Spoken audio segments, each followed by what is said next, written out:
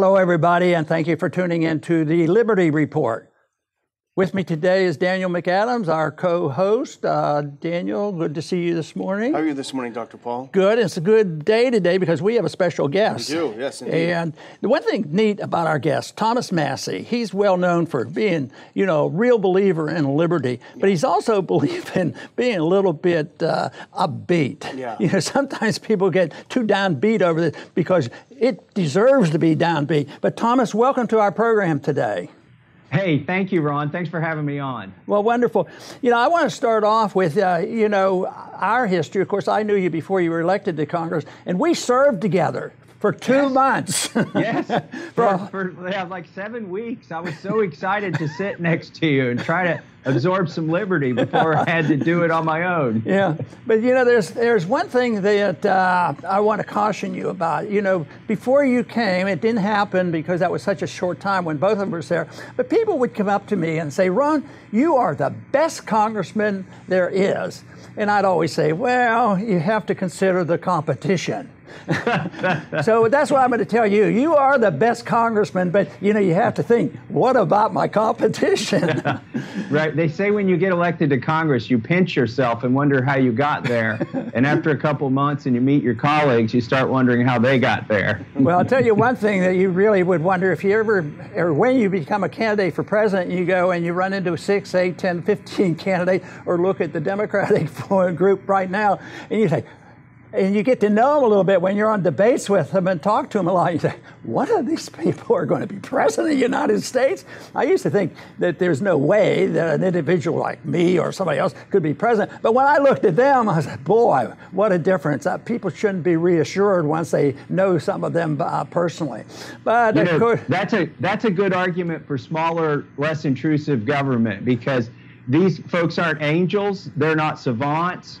There's nothing remarkable about them. They have the same weaknesses that everybody else has, and that's why we shouldn't let them run our lives. But you know what it does? It invites the enthusiasm for something you deal with and I deal with, and that is the message, because you're still on the road and you help so many people. You've helped us out in conferences. So that is, where the real issue is, changing people's attitudes and minds. It isn't those members of Congress that we run into. It's the people in the universities, the people in the media, and all the people who have learned economics badly, and the people for academic reasons and propaganda reasons endorse, the type of foreign policy and, of course, the monetary policy. So the action is, I've always thought the action is outside of the politicians, but I use that as a forum, and you do that so well, too, because people know your beliefs and they know, and that you have conviction and know which direction you want to go, and obviously that is clearly for less government. Yeah, and even though the whole thing is rigged at times, they won't yield you even 30 seconds to join the debate sometimes. There is a democratic feature of the House of Representatives whereby anybody can go to the floor of the House for 1 minute and speak at noon, right? And most of these other congressmen use that 1 minute to congratulate a sports team or something back in the district, and that's fine. But I like to use those 1 minutes to advocate for sane foreign policy, for less intervention, for smaller government, and those sorts of things. But at least we can still go to the floor as members of Congress and give a speech and get that out there and be the voice that some people don't hear in these presidential debates or don't hear from their own congressmen. Right. Daniel. Yeah, those 1 minutes are great, Mr. Massie. They're, and they're something for the permanent record, as they say. I'm tempted. I was thinking about, we're so happy to have you on the show and all the things we could talk about. And I hate to start with something that's neither political nor dealing with policy, but I can't resist. One of my favorite documentaries of all time is the one that Matt Kibbe did about you in the Off the Grid with Thomas Massie, and I've recommended it to so many dozens of people, and I've watched it probably 20 times. It's the best half hour you'll spend, I think. But I can't resist asking you now, a couple of years on after the film's been made, you refer to the house that you built by hand, literally, mining your own rocks, as the Shire. And I was just going to ask you how things are at the Shire these days, a couple of years after Matt's documentary. The Shire is running fine today. I just came from my house off the grid. I have to drive 4 miles to get on the grid and join you in the studio. But the sun was shining yesterday, so we're excited about that. We're using our wood gasifying boiler. It basically takes wood, turns it into a gas, and then burns it in a very clean process. That's heating our house.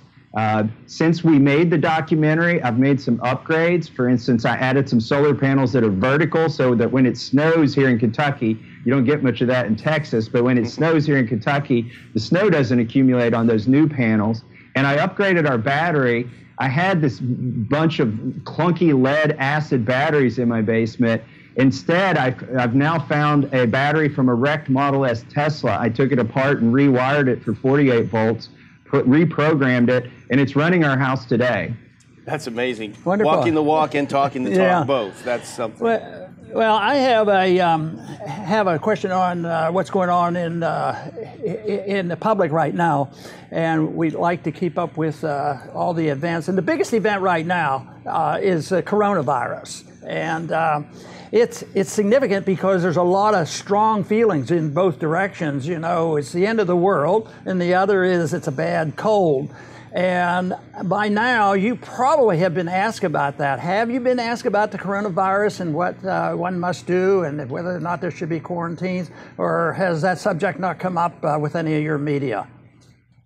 Well, it's not come up within my media. I think people are trying to gauge how seriously to take it.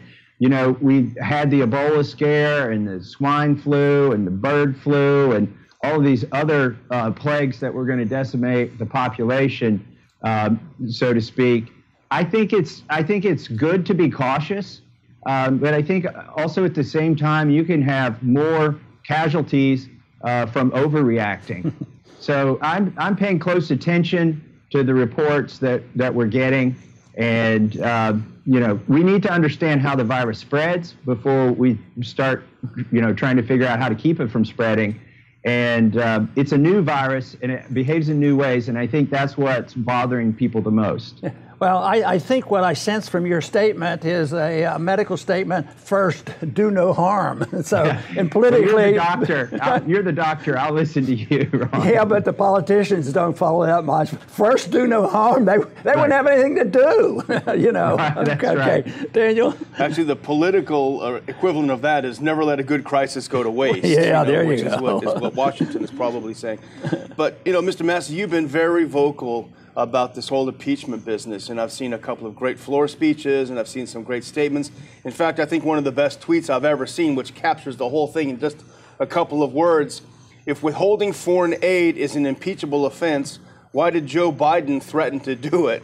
You know, it's so simple. Why is no one talking about and it? Brag about it. Yeah, brag about it. Yeah. What's your take on it, Thomas? Well, these are that's just a simple question that I get from my constituents, and after the 10th one asked me that, I decided, you know, I should tweet that. The other thing they ask me is, if they're accusing the president of using his official capacity to harm one of his opponents in the next election, why are these Democratic senators who are running for president using their, you know, official capacity to damage his reputation? I do have to, congratulate Tulsi Gabbard for at least voting present and not voting yes or no on the impeachment sham when it was in the House, because she is running for president, and I think it really is hypocritical for them to try to damage the president. By the way, even Nancy Pelosi said this should be bipartisan, but the only thing that's bipartisan about this impeachment is the opposition to it. Every Republican and some Democrats voted against the impeachment in the House, and I think you're going to see the same thing in the Senate. It'll be great when we get this behind us. But, you know, I was on the Oversight Committee, so I was down in the SCIF with Jim Jordan and Mark Meadows when Adam Schiff was having what we call the witness tryouts. He would bring them in there, and if they performed in a way that damaged the president, then he would call them above ground, you know, outside of the SCIF for the other hearings. But while I was sitting down there, I realized that the liberals had lost their momentum in terms of things like universal background checks and red flag laws, gun control that they were pushing. I was thankful that they've lost their momentum on that. So if there is one small silver lining in this whole impeachment sham, it's what I think Nancy Pelosi knew in her heart. Number one, it stopped their momentum and their agenda. But number two, it's going to hurt them at the ballot box because the American people see through it. You know, Kentucky is a state that sometimes statewide will elect Democrats for various reasons. It's a little bit more complicated than just saying Republican, Democrat. But how does Kentucky come down now on impeachment? If somebody like you, do you suffer or do you benefit by taking your position? You know, on impeachment, my constituents have tuned out. They tuned out a long time ago. Most of them turned off the TV on impeachment when the president released the call transcript of his call with the president of the Ukraine. So here in Kentucky, it's a bit like the Mueller report. It's a big nothing burger for the most part. Of course, there are some Democrats who are excited by impeachment and the prospect of overturning the last election. But even most of the Democrats and nearly all of the Republicans in Kentucky are against impeachment. Good. Well, speaking of politics, let's turn a little bit to politics, if you don't mind. We were a little surprised to see that you picked up a Republican challenger, and I don't know how much, if any, you want to talk about it, but it is kind of interesting. What happened? What's going on down there? Well, you know, I've been blessed to go 8 years without a serious primary challenger since I won my first election. But that hasn't kept the establishment from trying to recruit somebody. And every year they've nearly recruited somebody, but the person backs out on them in the last second. Well, this year they got somebody to actually put his name on the ballot. And ironically, his campaign started out by saying that I wasn't supporting the president enough. Now, you know, I'm going to be a delegate most likely for the president in the upcoming re-election. I was a delegate at the RNC for him in the last election. I'm a co-chair of his re-elect in Kentucky. So I found it somewhat ironic. But there is a website that, it's run by ABC News called 538 that tries to gauge based on your votes whether you're for the president or against the president, and they give you some kind of score. And I went and looked at that, and every omnibus bill, every debt limit, and every CR, if you didn't vote for them, they said you were against the president because he ultimately signed it. Every time you send arms to Saudi Arabia, if you vote against that, if you voted against the FISA court, I found 17 votes where they said I wasn't with the president because I wouldn't vote to reauthorize the court that spied on him, because I wouldn't vote to send arms to Saudi Arabia, and because I wouldn't vote for all of this, all the debt limits and the horrible omnibuses that he was basically strong-armed into signing. So those are things even the president didn't support. So I think their metrics are off. But here's what's interesting. We went and looked at the Facebook page of my opponent, and it turns out he's a never-Trumper. And he's trying to say, I don't support the president. He called for a coup, a military coup, against this president after he was elected. Oops. Yeah, among other things. So I think that's going to hurt his chances a little bit. He always planned on running, I think, an AstroTurf campaign. He's not been out talking to people. I've been talking to them for 8 years. I will stand proudly by my voting record. You know, I tell people that when I came to Congress, I don't give my card because it belongs to 750,000 people in Kentucky. I don't give the voting card to the Republican Party. I never gave it to John Boehner. I sure as heck didn't give it to Paul Ryan. I was the only Republican who wouldn't vote for Paul Ryan to be Speaker because I knew he was going to throw the president under the bus eventually, like he had already done during the election. But I just don't give my voting card to anybody because the people of Kentucky want somebody who's independent, and they want somebody who will vote for the Constitution. And frankly, Congress needs to do a better job of sending the president bills that he can happily sign. And we need to quit sending him an omnibus bill that's got 12 bills in one. You know, the president would love to have a line item veto, but that's been declared unconstitutional. But the next best thing would be to send him 12 separate appropriations bills instead of sending him one big giant bill that's got all 12 bills in it. And if he doesn't sign it, the government shuts down, and the part of the government that people want has to shut down. So Congress needs to do a better job. I'm fighting for the president here in Congress to make sure we get better bills on his desk. Thomas, I take a position which at times is a little bit controversial. I want to get your opinion about it because I state that there's not good challenges between the two parties. It's very bipartisan. How can this be? They hate each other's guts, and all you hear is impeachment, impeachment. But my argument here is that on the big stuff, whether it's the Federal Reserve, war, spending, suspend the impeachments, go past the budget money, and that it has nothing to do with the really big stuff. They never really cut back, whether it's Republicans or Democrats. But the people say, no, they're fighting. My sort of understanding is people fight between the two parties because it's power and personalities involved. Do you think that's unfair to the Republicans to say there's too much bipartisanship?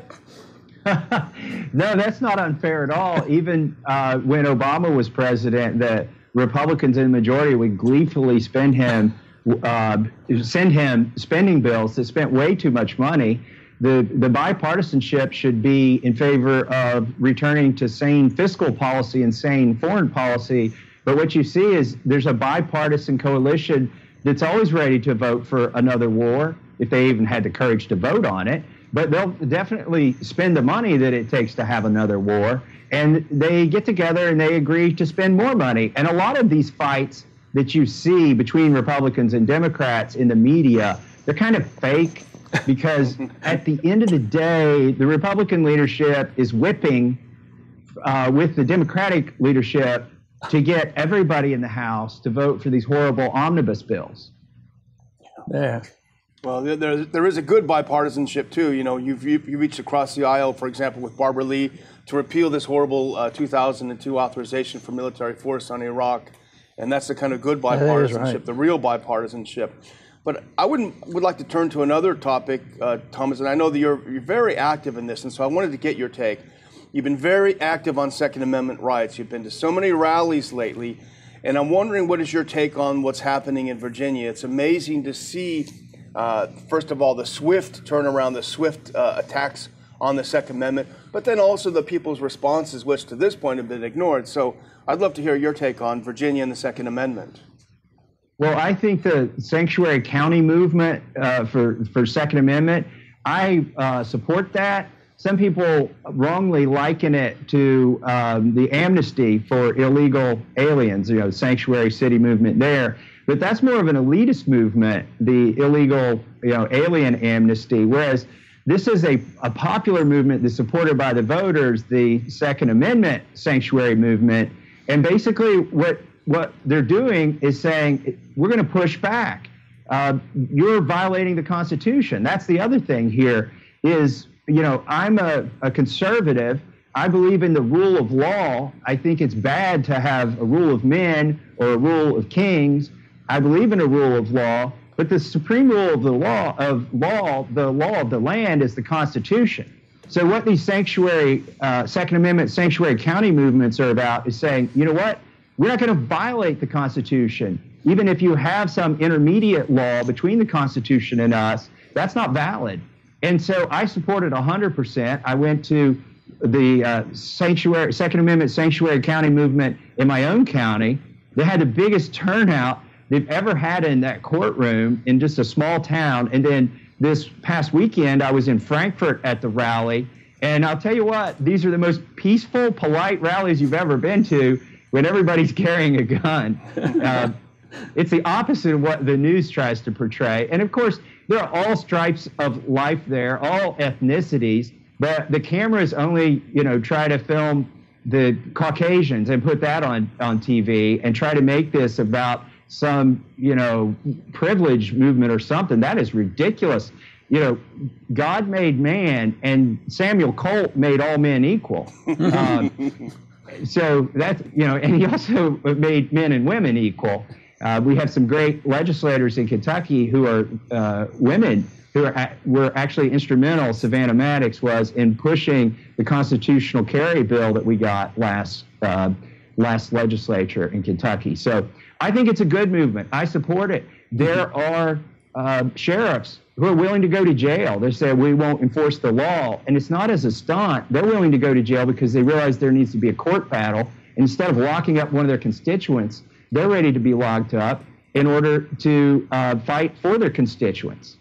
Very good. And we're going to have to wind this down, Thomas. I want to thank you very much for being with us. But I do want to mention to you that you've been very interested and helpful with our Institute for Peace and Prosperity. And we will be having a conference in the Washington area, Alexandria, near the airport in September. So that's just a hint that we'd love to have you there. That sounds great. That's after my May 19th primary. So. Oh, okay, we can help you celebrate. Yes, because we're predicting you're going to win. So we take a lot of risky votes here. Well, you know, I appreciate your endorsement, Ron, but it's Carol Paul's endorsement that I sought out and value the most. You know, you've learned, I'll tell you. The people that have her telephone number know how to operate, I'll tell you. But anyway, we were delighted when you came to town here and visited us at our home. We had a meeting there and all that. So thank you very much, and let's get together as soon as we can and pursue the cause of peace and prosperity. Thank you. I'll keep the flame alive that you lit and kept burning for us, Ron, in Congress. Right, wonderful. And I want to thank our viewers today for tuning in today. Please come back soon.